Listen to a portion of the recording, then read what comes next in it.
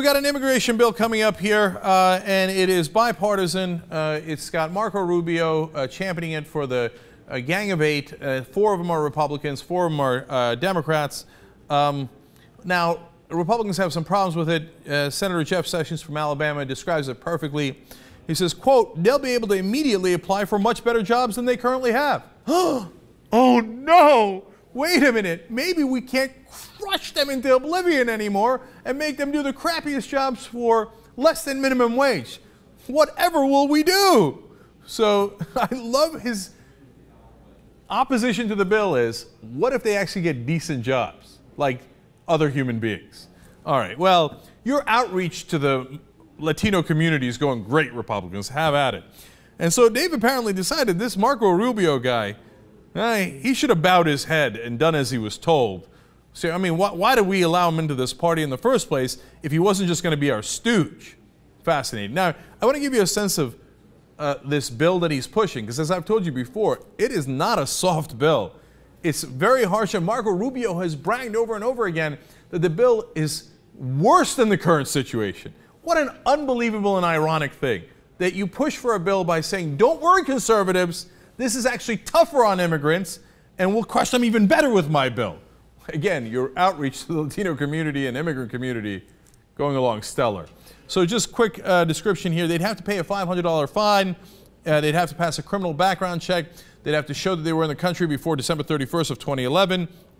Young undocumented immigrants are called the Dreamers, of course, and they would be able to get green cards within 5 years. Here's the really interesting part. So would agricultural workers. So if you're doing any other job, but you know what? If you're doing the jobs that nobody wants, and those agricultural companies are putting a ton of pressure on us to make sure that they keep that, factory line of workers coming into the country, you guys can go to the head of the line for work there for 5 years. Corporations run this country, man. It's so obvious. All right, now there's 120,000 to 250,000 visas put aside per year. They're called merit-based visas. It's for long-term employment. If you have long-term employment, you have education, you have family ties, you're more likely to get these visas. Now, there's a different category of people who've worked in the United States for 10 years or longer, and there's a lot of overlap here, so I know it gets confusing. I'm going to get to the bottom line in a second.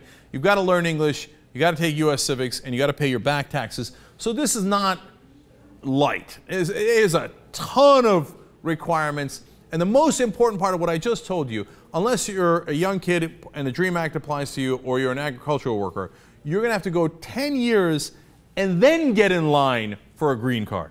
So that on average, they believe the so-called pathway to citizenship will take 13 to 15 years. Working at, the worst possible jobs, as Sessions says, oh, we don't want them to get good jobs. We want them to take the crappiest jobs, right? Now remember, indentured servitude was 7 years. This is literally twice as long as indentured servitude, and the Republicans still say too soft. In fact, an immigration lawyer says that Marco Rubio, who he works on this is especially, and he says, quote, Rubio is going to get crucified for agreeing to this. For what? What else did you want him to do? You make him go through all of this stuff, pay the back taxes, learn English, do civics, all the stuff I just listed to you, go through 14 years of waiting.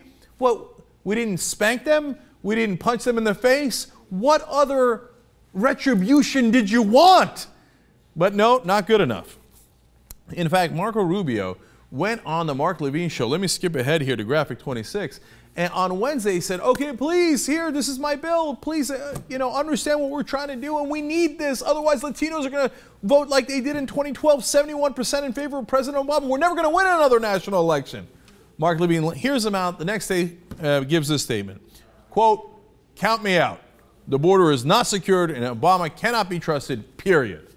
In other words, we're never going to work with Obama on anything. If Obama wants to pass a law saying Mark Levine is the new emperor of the country, I don't trust Obama, I say no. Although, God, he would love to be emperor, right? They're authoritarian to their core.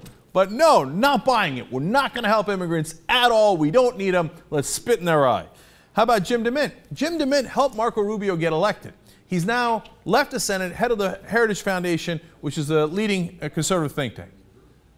Quote, immediate amnesty in the form of provisional status within months and lofty promise of strategies and plans for enforcement years later. That is how he describes the bill. The key word there is amnesty. He's saying not buying it, this is unacceptable, it's amnesty, vote against it.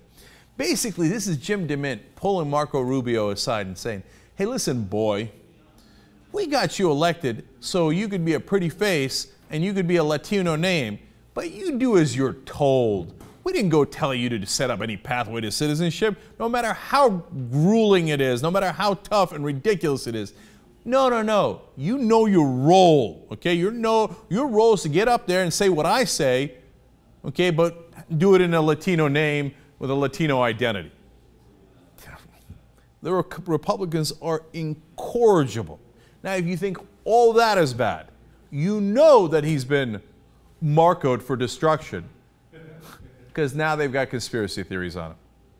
So here is Shark Tank and conservative website, a headline, quote, move over Obama phone, say hola to the Marco Rubio immigration phone, aka Marco phone. What in the world is this?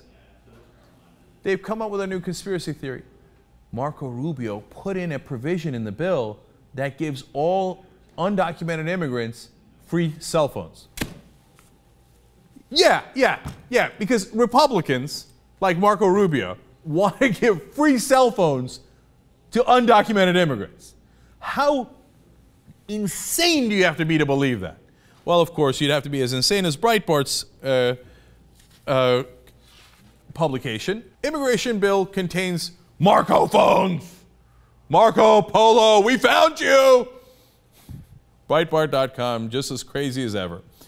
Now, what's the actual provision? Quote, a provision to give rural residents and business owners near the Mexican border access to cell service and phones so they can quickly report border violence to the police and the Department of Homeland Security.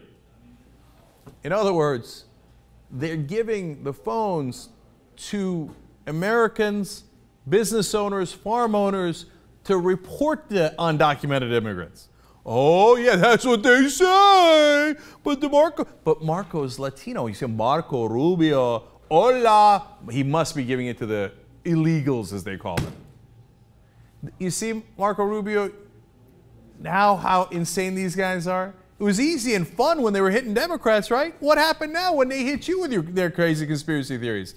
Rubio puts out on Twitter, a report that claims immigration reform gives immigrants free cell phones is false and reckless. Yeah, welcome to your Republican Party. You're made of false and reckless. Look at what you guys just did with the gun bill. You came up with the conspiracy theory that it creates a federal gun registry, when in fact it made it illegal to have federal gun registry. Well, now they're doing it to you. Sad day for you. He goes on Laura Ingram's program, tries to deny, look, please, there's no conspiracy. You actually can be eligible for a grant for a phone, it looks like. A 2-year grant program to receive a cellular phone. And the articles this morning, as you can imagine, are fairly amusing. Move over Obama phone. This is the this is the amnesty phone. What's going on with phone? That's false. Okay. That's not for the illegal immigrant. That's for U.S. citizens and residents who live in the border region, so that they can have access to call. One of their complaints is that's actually part of the Kyle border bill that we adopted. And what it does is it provides communication equipment to people who are living in the border region so they can report illegal crossings, because many of them either don't have phone service or don't have cell phone service, and they have no way of calling. I know it's not for the actual agency. I know it's not for the illegal immigrants, but it is an outlay of of money, is it not? Well, again, that's part of a border security package, that all of which is paid for through the fees and fines that we're charging as part of this program. Okay, no, that's okay. I don't really. That's not really something that bothers me. It just seems like that's I'm not sure why that's even in here, but I guess I get your point. All right, that's awesome. First of all, you tell me she didn't like all the other conservative websites didn't originally think it was for illegal immigrants. Of course she thought that. Then she's like, well, I mean, I guess I know that, right? But you're spending money on it anyway. Now you want to get the great irony here at the end? Classic Republican move. Turns out, of course, it was conservatives who originally asked for the money to give phones to rural farmers because a rural farmer had been shot by an undocumented immigrant and couldn't call the police in time. So they wanted to give free phones to those farmers. So Marco Rubio made the classic Democratic mistake of agreeing with conservatives who then turned around and used it against them. Welcome to Obama's world.